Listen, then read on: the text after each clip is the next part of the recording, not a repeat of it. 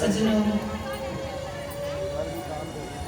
देवियों, प्रभु बाकी बिहारी तेरे चरणों में कोटि कोटि नमन। भगवान ले लीजिए सर। आज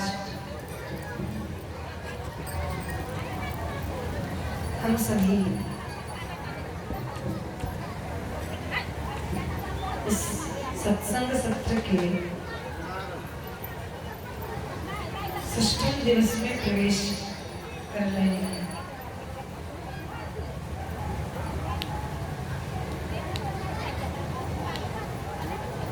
भगवान श्रीमन नारायण की कृपा सब पर निरंतर बरस रही है और इसी कृपा के फलस्वरूप हम सबको भगवान की दुर्लभ कथा प्राप्त हो रही है।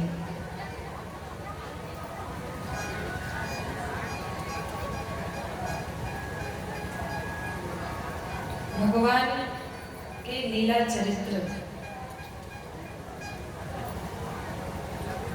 ऐसे दिव्य हैं,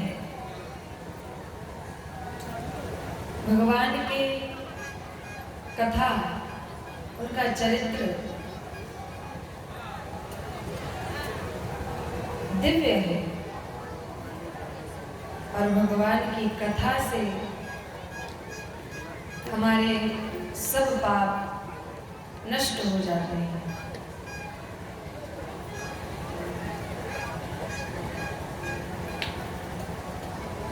भगवान की जन्म कर्म की चर्चा करने मात्र से हमारे जन्म जन्मांतर के सब पाप नष्ट हो जाते हैं। किसी ने भगवान से पूछा कि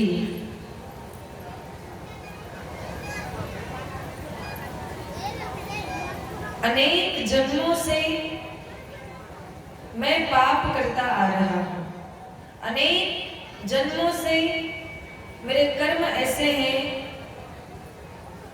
जिसका फल यदि मुझे मिले तो नरक में भी मुझे जगह ना मिले। और पाप करते करते यह मेरा स्वभाव बन गया है कि दिन रात ना चाहते हुए भी हम पाप ही कर देते हैं, दिन रात पाप में ही रत है। तो अगर ऐसी अवस्था रही तो हमारा कल्याण कैसे होगा?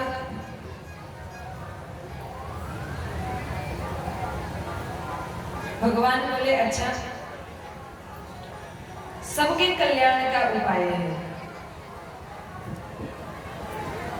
और सबके कल्याण का उपाय शास्त्रों में संतों के द्वारा बताई गई है। श्रुति स्मृति सब में हमारा कल्याण कैसे हो यही तो बताया गया है। क्योंकि हमारे पूर्वाचार्य अर्थात हमारे पूर्वज ऋषि मुनि, बड़े बड़े ऋषि महर्षि हमारे ही कल्याण के लिए सदग्रंथों की रचना करते हैं।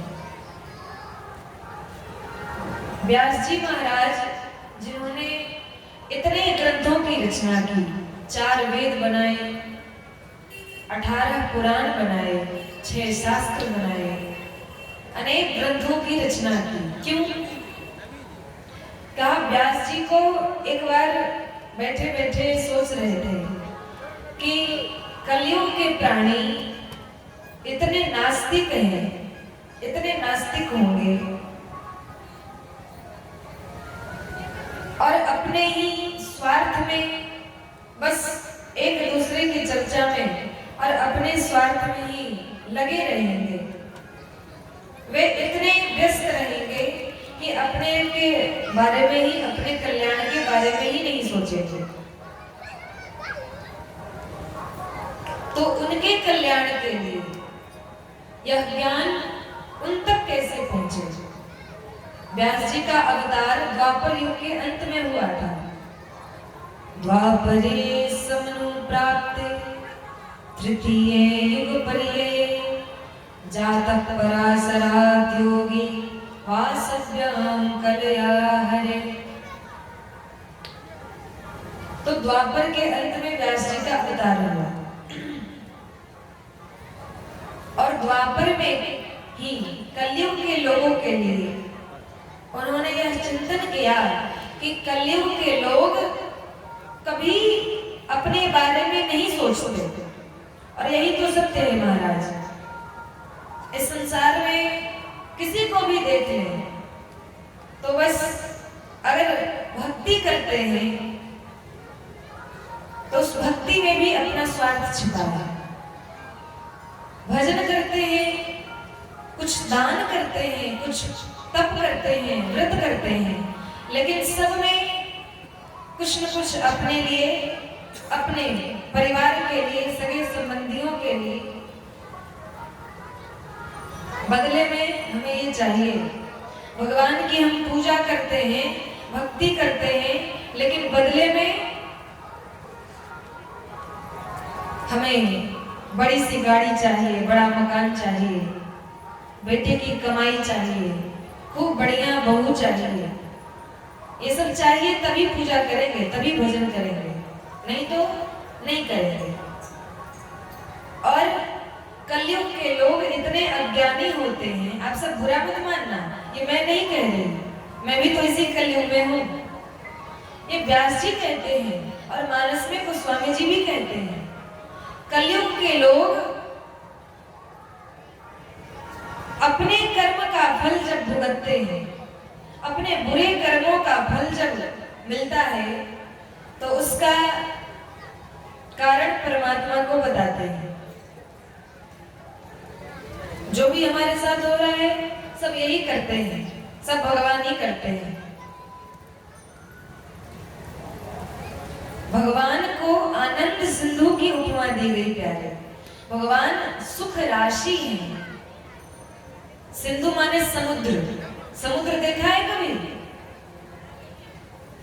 समुद्र अथाह होता है।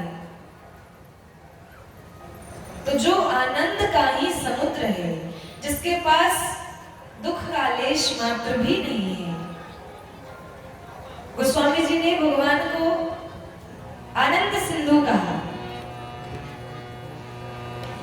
जो आनंद सिंधु सुख राशि, जो आनंद सिंधु सुख राशि, सी करते लोक सुपासी, सी करते लोक सुपासी, जो आनंद सिंधु सुख राशि, जो आनंद सिंधु सुख राशि। जो आनंद सिंधु सुख राशि, अरे जो आनंद का ही समुद्र है, क्या वो किसी को दुख दे सकता है? भगवान किसी को दुख नहीं देता। ये तो हमारी अज्ञानता है, हमारी मूर्खता है कि हम अपना अज्ञान भगवान पर थोप देते हैं। और गोस्वामी जी ने ही कहा, निज अज्ञान राम पर धरे, काल ही कर्म ही ईश्वरी मिथ्या दोष लगाए। जब अपने बुरे कर्मों का फल भुगतते हैं तो भगवान को उसका कारण बताता है। सब यही करते हैं। अरे हमारे कर्म ऐसे हैं कि हमारे भाग्य में सुख का लेश मात्र भी नहीं है, लेकिन यदि हमें सुख मिल रहा है, यदि हमें आनंद मिल रहा है तो ये भगवान की ही कृपा है। ये उस क्षण भर के सत्संग का प्रभाव है। अगर हमने पूर्व जन्म में भगवान का थोड़ा सा भजन किया होगा, थोड़ा सा सत्संग किया होगा, ये उसी का प्रभाव है कि हमें सुख की प्राप्ति हो रही है, आनंद मिल रहा है। नहीं तो हमारे ऐसे कर्म ही नहीं कि हम सुख के भागीदार बने। तो भगवान जीव से कहते हैं, जीव कहता है कि हमारा तो पाप करने की आदत है। सर्वम सहे में सहजम ही दुखम, और पाप के फलस्वरूप जन्म लेते ही दुख भोगने का, जन्म लेते ही दुख भोगने की आदत है। जन्म से ही, जन्म से तो छोड़ो, जन्म से पहले ही जब जीव माता के गर्भ में आता है तो कितना कष्ट पाता है। व्यास जी भागवत में कहते हैं कि जीव जब अपनी माता के गर्भ में आता है कर्मानुसार, तब सबसे पहले वो छोटे से मांस का टुकड़ा होता है। पहले दूसरे महीने में 9 माह माँ के पेट में रहता है, गर्भ में। तो पहले दूसरे महीने में एक मांस का टुकड़ा होता है, और माँ जब कुछ खट्टा तीखा खाती है तो सीधे जाकर उसका रस उस मांस के टुकड़े में लगता है। और आप अनुभव कीजिए, छोटा सा कहीं हाथ कट जाए और उसमें यदि कहीं नमक लग जाए तो कितना दर्द होता है। और उस मांस के टुकड़े में जब जाकर तीखी मिर्ची और नमक लगता होगा तो कितनी पीड़ा होती होगी। इतना ही नहीं, जब धीरे धीरे विकास होता है, 7वें 8वें महीने में हाथ पैर आंख नाक आदि का निर्माण होता है, तो गर्भ में उल्टा लटका होता है, नीचे सर और ऊपर पैर करके लटका रहता है। और उस समय उसे अपने अनेक जन्मों का किया हुआ कर्म याद आता है, और उस किए हुए कर्म को याद करके वो भगवान से प्रार्थना करता है। ये किसी एक जीव की कथा नहीं, ये हम सब की कथा है, ये हम सब की घटना है। हम सब किस प्रकार इस लोक में आए, किस प्रकार मनुष्य बनकर आए, ध्यानपूर्वक सुनेंगे। जीव को जब अपने पिछले कर्मों का याद आता है तो भगवान से प्रार्थना करता है कि हे प्रभु, मुझे जल्दी इस नरक से बाहर निकालिए। माँ के गर्भ में मल मूत्र के बीच में वो उल्टा लटका रहता है, और भगवान से प्रार्थना करता है कि हमें जल्दी यहाँ से बाहर निकालिए। तो भगवान बोले कि क्यों, हम तुम्हें बाहर क्यों निकालें, हम तुम्हें मुक्त क्यों करें, इससे मेरा क्या होगा। कहा प्रभु आपको क्या चाहिए, इससे यह होगा कि मैं जब बाहर जाऊंगा तो आपका खूब भजन करूंगा। सब यही कहते हैं, माँ के गर्भ में भगवान से ये कहते हैं कि जब बाहर जाऊंगा तो आपका खूब भजन करूंगा, खूब सत्संग करूंगा, खूब आपकी कथा सुनूंगा, और आपकी भक्ति के द्वारा फिर आपके धाम में आऊंगा। और भगवान से यह वादा करके, उन्हें वचन देकर, और तब भगवान हमें प्रसव पीड़ा के द्वारा जन्म लेते समय भी मृत्यु के समान दुख होता है, और जब बाहर आता है तो बाहर निकलते ही उस यात्रा के दौरान ही जो पिछले जन्मों का कर्म होता है सब वो जीव भूल जाता है, और छोटा सा बालक बनकर, शिशु बनकर और इस संसार में आता है। और जब छोटा रहता है, बोलने की शक्ति नहीं रहती, बोलने का ज्ञान नहीं रहता, सुनने का ज्ञान नहीं रहता, चुपचाप पड़ा रहता है।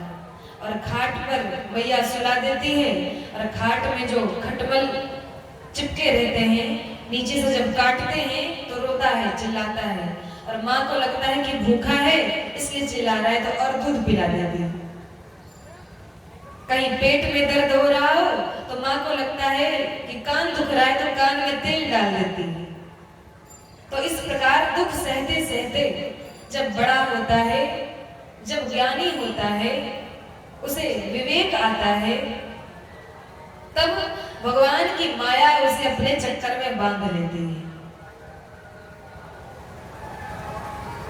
तो जन्म लेते ही इतना दुख भोगते भोगते जीव यह अभ्यासगत हो जाता है और भगवान से कहता है कि प्रभु सर्वम सहेमे सहजम हि दुखम, ये तो दुख भोगना हमारा सहज स्वभाव हो गया है। आप ही देख लीजिए, कितना भी बड़ा दुख हो आदमी सही लेता है। बेटा छोड़कर चला जाए तो दशरथ जी की तरह प्राण तो नहीं निकल जाता, 2-4 दिन रोता है, लेकिन उस दुख का कारण मोह होता है, अज्ञानता होती है। तो इस संसार में आकर केवल दुख ही भोगता है। तो भगवान से कहा कि प्रभु आखिर क्या उपाय है, हम आपका भजन कैसे करें? हमें याद ही नहीं रहता, हमें आपकी कभी याद ही नहीं आती। तब भगवान बोले कि अच्छा, सबके कल्याण का उपाय है। जीव कहता है कि हम तो बस एक दूसरे की चर्चा में ही अपना जीवन व्यतीत कर देते हैं, बस अपने जन्म कर्म की चर्चा, जहां भी जाएं अपरिचित व्यक्ति से भी परिचय कर लेते हैं। ये मनुष्य का स्वभाव है। ट्रेन में कहीं जा रहा हो, कई जगह के यात्री रहते हैं, सबसे बात कर लेगा, सबसे परिचय बना लेगा। तो बस अपने और दूसरे के जन्म कर्म की चर्चा में रत रहता है। तो जीव कहता है कि इससे जब छुट्टी मिले तब तो आपका भजन करूं। भगवान बोले कि अच्छा, मैं एक बात कहता हूं, जन्म कर्म की चर्चा मत छोड़ो, जन्म कर्म की चर्चा करो, लेकिन अपनी नहीं, मेरे जन्म कर्म की चर्चा करो, क्योंकि जन्म कर्म चमे दिव्यम, मेरे जन्म कर्म दिव्य है। और मेरे जन्म कर्म की चर्चा करोगे तो इस संसार से पार उतर जाओगे। और यदि अपने जन्म कर्म की चर्चा करोगे, एक दूसरे के जन्म कर्म की चर्चा करोगे, तो फिर संसार में अधम योनि को प्राप्त करोगे, अधोगति को प्राप्त करोगे। तो भगवान तो उपाय बता दिए, तो हमारा यह कर्तव्य है कि हम भगवान के उस जन्म कर्म की चर्चा में लगे रहें और मन ना भी लगे, क्योंकि ये मन जन्म जन्मांतर से संसार में भटक रहा है, भाग रहा है। ये जल्दी भगवान में लगने वाला नहीं है, लेकिन भगवान कहते हैं कि मन नहीं लगता फिर भी लगाओ, जबरदस्ती मन नहीं लगे फिर भी बैठे रहो। जैसे एक पिता अपने पुत्र से नाराज होकर घर में जाकर अंदर से किवाड़ लगा ले, बाहर से बेटा दरवाजा खुलवाता है, पिताजी खोलिए ना, पिताजी दरवाजा खोलिए ना, पिताजी नहीं खोलते, लेकिन वो वहां से चला नहीं जाता।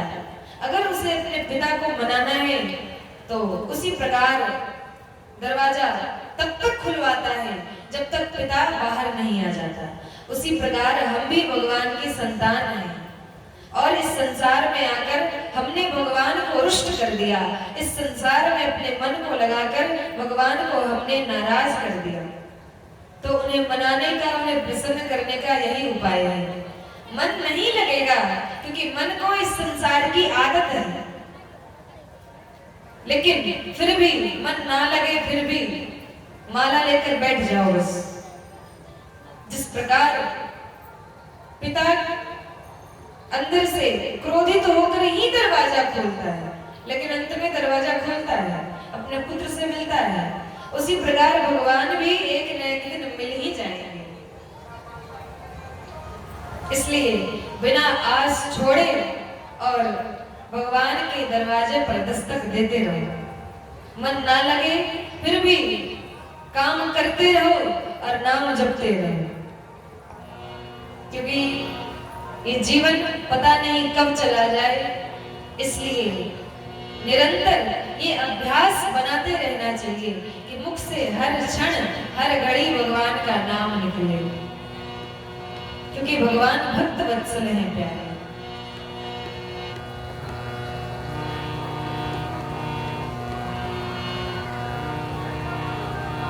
किस लिए आस छोड़े कभी ना कभी,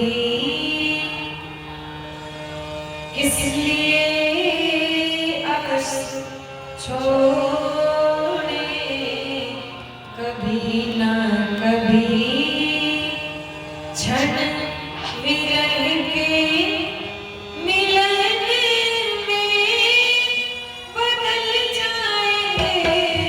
किस लिए आस छोड़े कभी ना कभी, किस लिए आस छोड़े कभी ना कभी, क्षण विरह के मिलन में बदल जाएंगे। किस लिए आस छोड़े कभी ना कभी।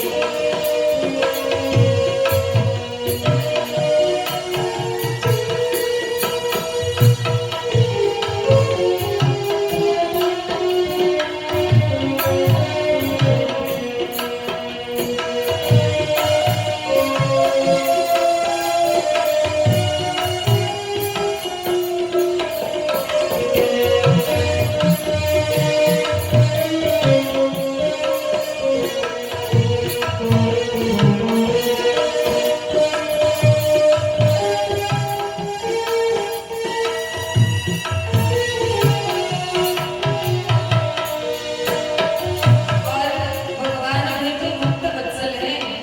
भगवान भक्त के कारण ही भगवान भगवान हैं। तो एक न एक दिन वे जरूर आएंगे।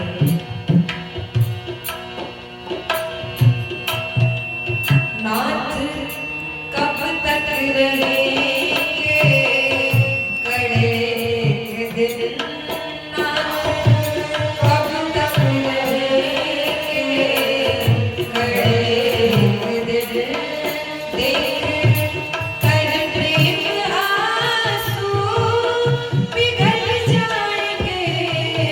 किस लिए आस छोड़े कभी ना कभी, क्षण विरह के मिलन में बदल जाएंगे। किस लिए आस छोड़े कभी ना कभी। और भगवान केवल हमें ही मिलेंगे ऐसा थोड़ी है। पहले भगवान बहुतों को मिल चुके हैं। भक्त कहता है, सबरी केवट जटायु अहल्याद के, सबरी केवट जटायु अहल्याद के पास पहुँचे प्रभु त्याग करके अहद, पास